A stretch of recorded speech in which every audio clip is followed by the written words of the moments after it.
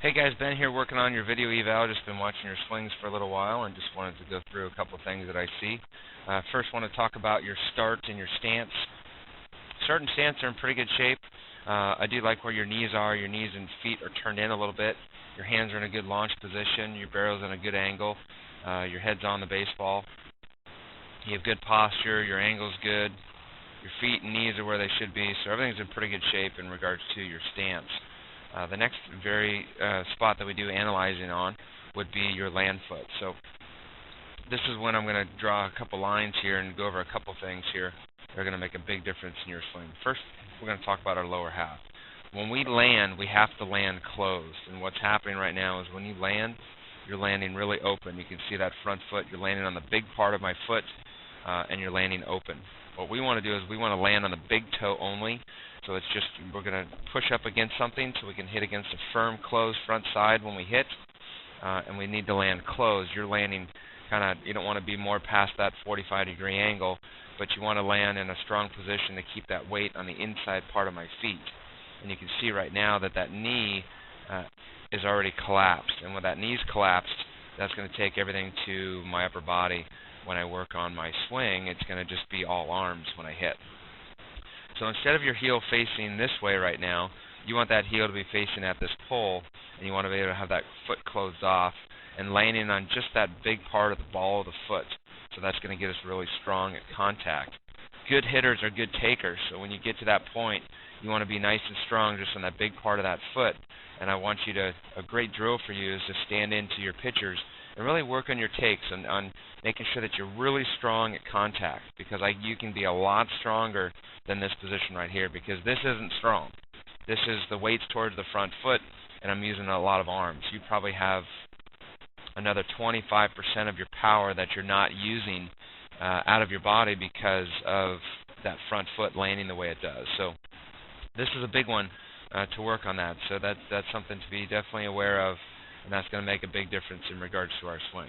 The next thing we need to do is we do some casting, and what that is this upper body, that bottom hand pushes out and locks out too early.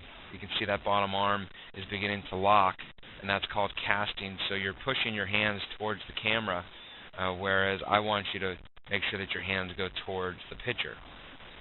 You can see this nice big angle on those arms, and that's good of where you want it to be right at the get-go.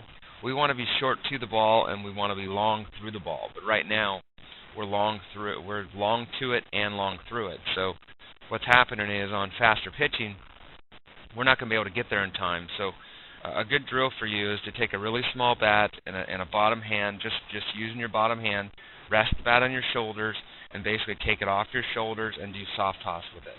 With wiffle balls, with real balls, whatever, just focus it on taking your hand off and being short to the ball, and focus on just being short. And that's the biggest thing to work on for you, is just not doing the casting. What you want to do is you want to think mentally of taking this knob and taking it towards the pitcher. But what you want to do, that's one part of it. When you take that knob and you go towards the middle part of my body, then that barrel has to begin to release. You don't want to push your knob all the way up towards the front of your body, because then you're going to be pushing the ball. And you want to drive the baseball. So what you do is you start with the knob. Once it gets to shoulders, once it gets to your belly button, then you're really going to snap and release those wrists. Not over, but you're really going to release those hands and be through the baseball. But you can see at this point of our swing, when we go swing, you can see that that hand pushes out, that bottom arm begins to lock, and that's really going to make us late and lose a lot of power. You can see that that bottom arm is completely locked at this point. I don't want that bottom arm to be locked until about there. That's when your arm should be locked. But you can see that I had to really come around it. We kind of cast it around, and that arm is completely straight right now, so a contact is just going to make us late on really fast pitching and take away a lot of power. So that's a pretty big deal. The other thing is you'll see too, as you come to contact when you hit, of how low your hands begin to turn over on you. We want to finish with high hands. That helps us stay through the ball. So ideally in a position, once you hit right here, your barrel wants to finish nice and high, well above up our shoulders. But you'll see that that won't happen. Those hands turn over. My barrel finished all the way down here when I wanted to finish somewhere up in this area. So you can see it's a pretty big difference in regards to our swing. At the end of our swing also, you want to focus on that lower half. You can see that that front side is bent and the front foot is completely open. At this point of our swing, you want that front side to be nice and firm. You want that toe not to be facing towards the pitcher. You want that front foot to be facing over here. The back knee is okay. You want that head to be back a little bit, and ideally you want it to have a position, kind of a stick figure, to look like this. Kind of have it there, and then you're going to have your front side kind of be here. So you're nice and tall, you're firm against a closed front side, instead of having that front side collapsed and bent. So the neat thing is this is going to make a really big difference for you to work on those few things. So let's go through one more swing here to check out, to see how that looks. And typically we go through the same thing on multiple swings. It's going to be a lot of the same. But again, this is going to make a big difference for you in regards to fixing that lower half. So you can see once you go with that front foot, those hands, that bottom hand begins to push out and lock that bottom arm.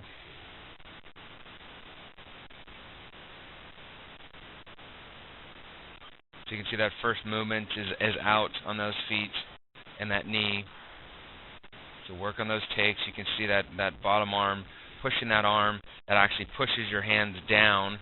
So then the bat angle is going to start working uphill, which is not what you want. So the other good drill to do would be the high tee drill. So get a bucket, put the bucket here, and then put a tee up on top of that bucket, and have that tee nice and high, probably towards your chest.